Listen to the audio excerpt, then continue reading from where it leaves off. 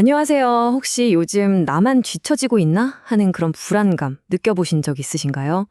오늘 우리가 함께 들여다볼 이야기는요, 바로 그 불안감이 그냥 기분 탓이 아니라 우리 한국 사회의 어떤 시스템이 되어가고 있다는 아주 날카로운 지적에 관한 겁니다. 네, 바로 구조적 불평등. 조금 무거운 주제일 수 있지만 사실 우리 모두의 삶과 아주 직결된 문제죠. 네, 바로 이 문장. 이게 오늘 이야기의 모든 걸 담고 있다고 해도 과언이 아닐 겁니다. 불평등이 그냥 일시적인 현상이 아니라 아예 구조가 되어가고 있다. 이건 말이죠. 우리 사회 전체에 울리는 굉장히 강력한 경고등 같은 거예요. 정말 그럴까요? 지금부터 그 주장이 진짜인지 한번 차가운 숫자로 직접 확인해 보겠습니다. 자, 첫 번째로 통계가 우리에게 뭘 말해주고 있는지 한번 들여다볼게요. 그냥 막연하게 격차가 심해지고 있다 이런 느낌 말고요. 과연 얼마나 또 어떤 식으로 그 격차가 우리 삶에 파고들고 있는지 구체적인 데이터로 한번 살펴보시죠. 우선 가장 먼저 볼 건 바로 소득 격차입니다. 한동안 좀 나아지는 것 같았거든요. 그런데 최근 들어서 관련 지표들이 다시 나빠지고 있어요. 예를 들어서 소득 분배가 얼마나 공평한지를 보여주는 지니계수라는 게 있는데 이 수치가 다시 오르고 있다는 거죠. 이게 뭘 의미하냐면 시장에서 벌어진 소득 격차를 정부 정책이 충분히 따라가지 못하고 있다는 그런 신호로 볼 수 있습니다. 그런데요, 진짜 심각한 문제는 우리가 매달 버는 월급, 즉 소득보다 더 큰 곳에 있습니다. 그게 뭐냐면 바로 자산 격차예요. 매달 버는 돈의 차이, 이거랑은 정말 비교도 안 될 정도로 부동산이나 주식 같은 이 자산의 격차가 훨씬 더 빠르고 또 훨씬 거대하게 벌어지고 있다는 겁니다. 그리고 바로 이 지점이야말로 불평등이 그냥 현상이 아니라 구조가 되는 아주 결정적인 이유가 됩니다. 이 그래프 한번 보세요. 이게 그 심각성을 아주 명확하게 보여주죠. 자산이 얼마나 불평등한지를 나타내는 순자산 진위계수가 꾸준히 오르다가 최근 들어서는 그 폭이 훨씬 더 가팔라졌어요. 이건 그냥 경기가 좋고 나쁘고의 수준을 넘어서 우리 사회의 양극화가 이젠 돌이키기 힘든 구조적인 단계로 아주 깊숙이 들어가고 있다는 강력한 증거인 셈입니다. 이런 좀 절망적인 상황을 딱 한 단어로 표현한 신조어가 있죠. 바로 벼락거지. 아마 다들 들어보셨을 겁니다. 아니 나는 가만히 있었고 월급도 꼬박꼬박 받았는데 하룻밤 사이에 집값이 막 폭등하면서 상대적으로 거지가 된 것 같은 그 기분.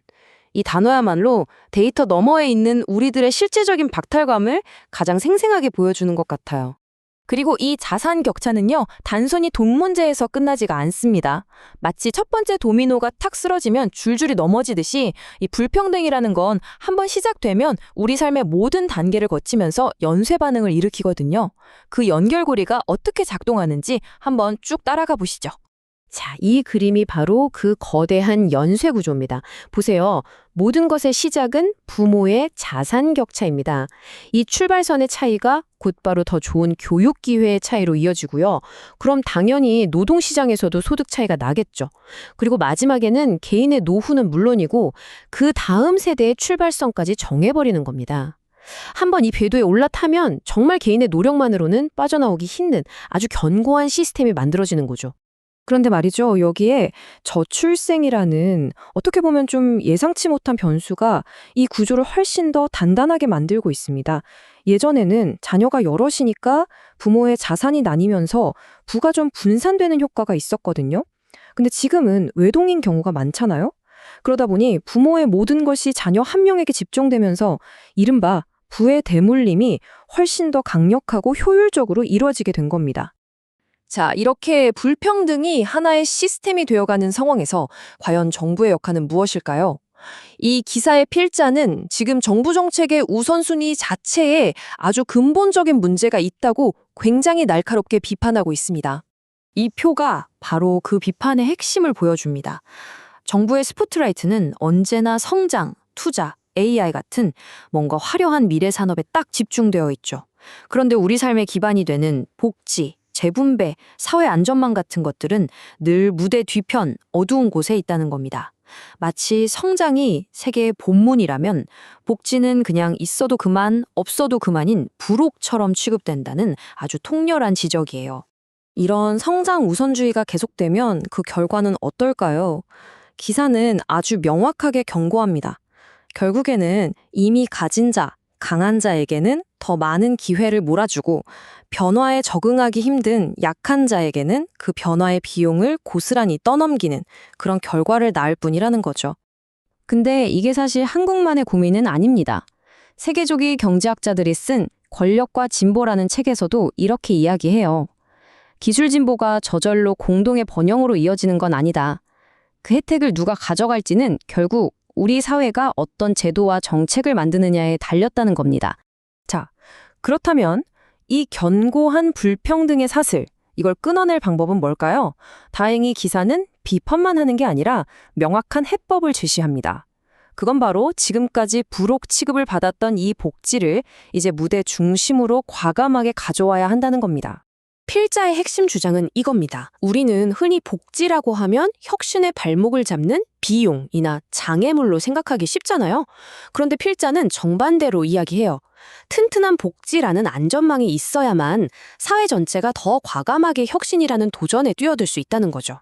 즉, 복지는 성장의 반대편에 있는 게 아니라 성장을 위한 필수적인 파트너라는 겁니다. 이게 그냥 막연한 구호가 아니에요. 기사는 우리 삶을 지켜줄 구체적인 방패들을 이렇게 제시합니다.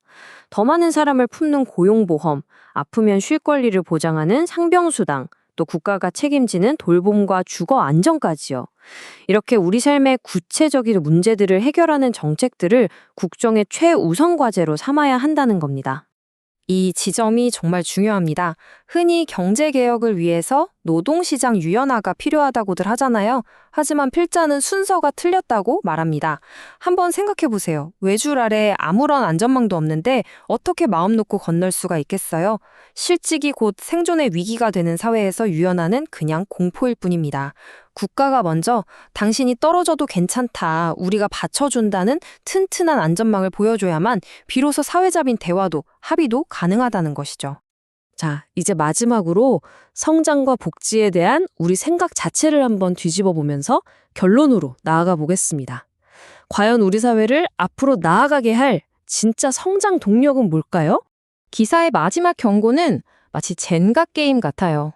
복지라는 기초 블럭이 부실한 상태에서 성장이라는 블록만 계속 위로 쌓아 올리면 어떻게 될까요? 결국 불평등이 심해지면서 소비 기반이 무너지고 계층 이동의 사다리는 사라지고 사회 전체가 흔들리게 되겠죠. 즉, 복지라는 기반이 약한 사회는 그 어떤 멋진 성장 정책도 오래 지속할 수 없다는 겁니다.